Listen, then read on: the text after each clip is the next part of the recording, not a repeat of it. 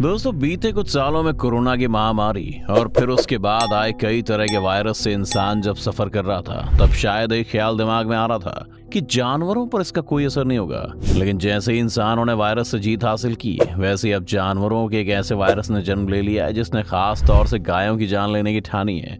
इस समय भारत के कई राज्यों में हजारों की संख्या में गायों के मरने की खबरें डराने वाली हैं। अभी कोरोना वायरस से पूरी तरह पीछा छूटा नहीं है कि एक और वायरस ने कहर बरपाना शुरू कर दिया है, और ये है लंपी वायरस। इंसानों पर इसका सीधे तौर पर कोई असर नहीं है, लेकिन फिर भी डरने वाली और एहतियात बरतने वाली बात तो है। ये वायरस जानवरों को परेशान कर रहा है और बहुत बड़ी तादाद में गायें इससे इन्फेक्टेड होकर जान गंवा चुकी हैं। भारत के बहुत सारे राज्यों में गायों की हालत नाजुक है। ऐसे में आम लोगों के मन में कई सवाल उठना लाजमी है, जैसे लंपी वायरस होता क्या है, क्या लंपी वायरस इंसानों को भी हो सकता है, लंपी वायरस से जानवरों की जान को कितना खतरा है, और क्या इससे दूध के प्रोडक्शन पर भी असर पड़ेगा। तो सबसे पहले तो आप यही समझ लीजिए कि भले ये वायरस खतरनाक है, लेकिन लंपी वायरस से जानवरों को बचाया जा सकता है। इसके लिए बस इन्फेक्टेड गायों की पहचान करके उन्हें आइसोलेट करना होगा। इसलिए सबसे पहले हम यही समझते हैं कि आखिर ये लंपी वायरस है क्या। तो आपको बताएं कि लंपी वायरस पशुओं में पाया जाने वाला एक खतरनाक वायरस है। इस बीमारी में गाय के शरीर पर गांठें उभर आती हैं, और आप तो जानते हैं कि गांठों को इंग्लिश में लंप कहते हैं। इसी वजह से इस बीमारी का नाम पड़ गया लंपी स्किन डिजीज, जो कि ये केपरी पॉक्स वायरस के कारण होता है। ये वायरस गोट पॉक्स और शिप पॉक्स फैमिली का है, इसीलिए बकरी और भेड़ को भी इस वायरस का खतरा होता है। ज्यादातर ये बीमारी गाय और भैंसों को होती है और उनके शरीर पर मोटी मोटी गांठें दिखने लगती हैं। केपरी पॉक्स उसी वायरस फैमिली से आता है जिससे इंसानों को होने वाले स्मॉल पॉक्स और मंकी पॉक्स आते हैं। यहाँ हम आपको ये बात बिल्कुल साफ करते चलें कि लंपी स्किन डिसीज इंसानों को नहीं होता। अगर आपको किसी भी राज्य से किसी भी अखबार में पढ़ने या देखने को ये मिला हो, तो हम क्लियर कर रहे हैं कि सरासर गलत है। इंसानों में लंपी वायरस का कोई केस अब तक सामने नहीं आया है। लेकिन हाँ, एहतियात बरतते हुए इस बात का ध्यान रखना बहुत जरूरी है कि जो लोग पशुओं का काम करते हैं वो इन्फेक्टेड पशुओं से थोड़ी दूरी बनाकर रखें। जानकारों का कहना है कि लंपी वायरस से इन्फेक्टेड जानवरों को दूसरे जानवरों से दूर कर देना चाहिए। Union animal husbandry minister Sanjeev Balyan ने कुछ दिन पहले ही कहा था कि लंपी वायरस से देश के करीब 13 राज्य अफेक्टेड हैं, जिसमें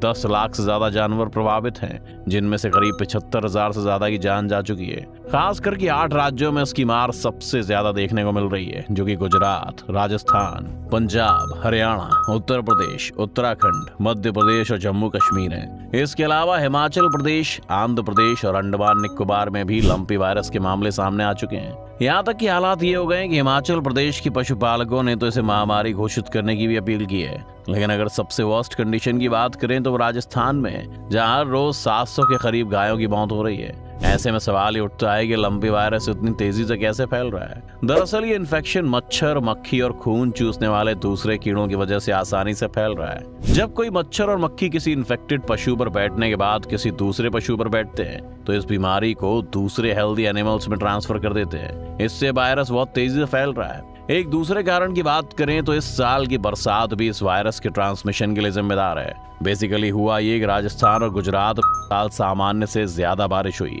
इसलिए वहाँ मक्खी मच्छर काफी ज्यादा बढ़ गए, जिससे दिक्कत और बढ़ गई है। यहाँ एक बात फिर से साफ कर दें कि मक्खी मच्छर जो इन्फेक्टेड जानवरों पर बैठने के बाद इंसानों पर बैठेंगे, तो इंसानों में लंपी वायरस नहीं फैला पाएंगे, क्योंकि लंपी वायरस गाय, भैंसों, बकरियों और भेड़ों में ही फैल सकता है।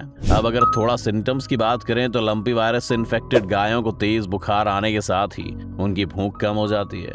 इसके अलावा चेहरे, गर्दन, जबड़े समेत पूरे शरीर में गोल उभरी हुई गांठें बन जाती हैं। साथ ही पैरों में सूजन, लंगड़ापन हो जाता है, जिससे एक हद के बाद मौत की संभावना भी हो जाती है। इसके अलावा इन्फेक्टेड बीमार पशुओं में दूध देने की क्षमता भी कम हो जाती है। तो अब यहीं पर आता है हमारा मेन सवाल कि क्या इससे दूध के प्रोडक्शन पर भी असर पड़ेगा, और क्या हमें गाय भैंस वाला दूध पीना बंद कर देना चाहिए। अब एक सवाल का जवाब तो हाँ है और दूसरे का नहीं। दूध के प्रोडक्शन पर इसका असर जरूर पड़ेगा, लेकिन आपको दूध पीना इसलिए बंद करने की जरूरत नहीं है कि उससे इन्फेक्शन हो जाएगा। और जैसा कि हमने आपको पहले ही बताया था कि इंसानों में अब तक लंपी वायरस का कोई केस सामने नहीं आया है। कुछ जगहों से ऐसी खबरें हैं कि लोगों ने दूध खरीदना बंद कर दिया है, दूध पीना बंद कर दिया है, ये सोचकर कि कहीं वो लंपी वायरस का शिकार ना हो जाएं। आप दूध की खपत सिर्फ इसलिए जरूर कम कर सकते हैं क्योंकि दूध के उत्पादन पर असर पड़ने लगा है, ताकि सभी को दूध की थोड़ी सप्लाई होती रहे। यही एनिमल एक्सपर्ट्स का कहना है कि अगर दूध को उबाल कर पिया जाए तो इंसानों को इस वायरस से कोई खतरा नहीं है। इसके लिए दूध को लंबे समय तक उबालना जरूरी होगा और फिर पैस्चराइजेशन के जरिए इस्तेमाल किए जाने वाला दूध किसी किसी भी तरीके से हार्मफुल नहीं होता है, क्योंकि इससे वायरस पूरे तरीके से नष्ट हो जाता है। इंसान के लिए इसमें कोई भी हार्मफुल सब्सटेंसेस नहीं बचते हैं, लेकिन गाय के बच्चे को खतरा जरूर है कि अगर वो माँ का दूध पिए तो उससे भी वायरस अपनी चपेट में ले सकता है। ऐसे में गाय के बछड़ों को इन्फेक्टेड गायों से दूर रखने में ही भलाई है, और इसी बात के चलते लाखों गाय इस समय आइसोलेशन में, और इससे भारत की डेयरी इंडस्ट्री भी खासा प्रभावित है। जैसा कि हमने आपको बताया कि गायों में वायरस तेजी से फैल रहा है, ऐसे में पशुओं को खाना चबाते और खाते समय भी दिक्कत होती है। इस वजह से वो खाना बंद कर देती हैं। जब खाएंगे कम तो दूध का प्रोडक्शन भी कम हो गई। इसीलिए लंपी वायरस के इन्फेक्शन का कोई भी सिम्टम अगर किसी गाय पालने वाले को अपनी गाय में दिखे तो तुरंत उसका इलाज शुरू करवा दे, वरना पशुओं की जान का खतरा बढ़ जाता है। हालांकि अभी तक डेथ रेट 1 से 2% ही बताया जा रहा है, लेकिन समय पर जानवरों की देखभाल से इन्फेक्शन फैलने से रोका जा सकता है, क्योंकि हम तो इंसान थे, हमने तो खुद को एक हद तक आइसोलेट कर लिया था, लेकिन जानवरों के साथ अगर लापरवाही हुई तो नुकसान ज्यादा हो सकता है। जैसा कि हमने आपको बताया कि लंपी वायरस से जानवरों की सबसे ज्यादा मौतें राजस्थान में हुई हैं, जिसकी वजह से राजस्थान सरकार ने इसे नेशनल कैलामिटी यानी राष्ट्रीय आपदा घोषित करने की मांग भी की है। लेकिन इस पर राजनीति भी होनी शुरू हो गई है। बीजेपी ने कई जगहों पर कांग्रेस सरकार के खिलाफ विरोध प्रदर्शन किया है, लेकिन सवाल यहाँ राजनीति से आगे का है, क्योंकि मामला सिर्फ एक राज्य का नहीं बल्कि देश भर का है। अब हम ये भी नहीं कह सकते कि सरकारें इससे बेखबर हैं, यहाँ तक कि केंद्र सरकार भी इससे बाखबर है। पिछले दिनों प्रधानमंत्री नरेंद्र मोदी ने ग्रेटर नोएडा में हुए डेयरी के एक कार्यक्रम में भी इसका जिक्र किया था। पिछले कुछ समय में भारत के अनेक राज्यों में लंपी नाम की बीमारी से पशुधन की क्षति हुई है। पीएम मोदी ने जानकारी दी कि इस वायरस की वैक्सीन भी तैयार कर ली गई है, लेकिन अभी भी उसकी लॉन्चिंग में वक्त लगेगा। भारत सरकार के मुताबिक ICAR के 2 संस्थानों ने लंपी वायरस पर कारगर वैक्सीन तैयार कर ली है, जिसकी लॉन्चिंग में 3 से 4 महीने का वक्त लगेगा।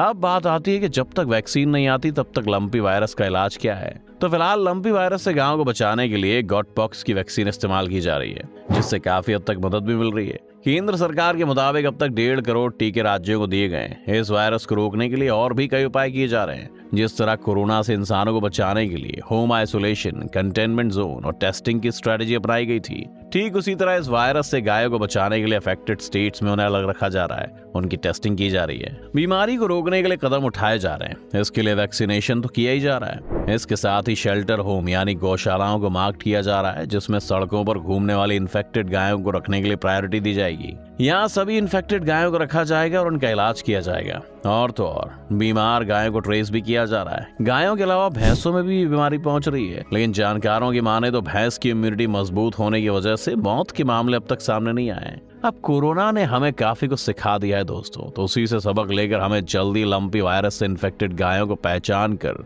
उन्हें आइसोलेट करना होगा और वैक्सीनेशन करवाना होगा, ताकि इन्फेक्शन ना फैले, क्योंकि इन्फेक्शन और ज्यादा फैला तो इसका सीधा असर दूध उत्पादन पर पड़ेगा। इसलिए उम्मीद करते हैं कि इसका टीका जल्दी आ जाए और गायों को लंपी वायरस से मुक्ति मिले। दोस्तों, क्या आपके इलाके में भी जानवरों में ऐसी बीमारी देखने को मिल रही है? तो आप हमें कमेंट करके बता सकते हैं, और ये भी कि आपके स्टेट में इस वायरस से लड़ने के लिए क्या क्या किया जा रहा है। साथ ही अगर आपको हमारी आज की वीडियो पसंद आई हो तो वीडियो को लाइक और शेयर जरूर करें, और साथ ही चैनल को सब्सक्राइब भी कर लें।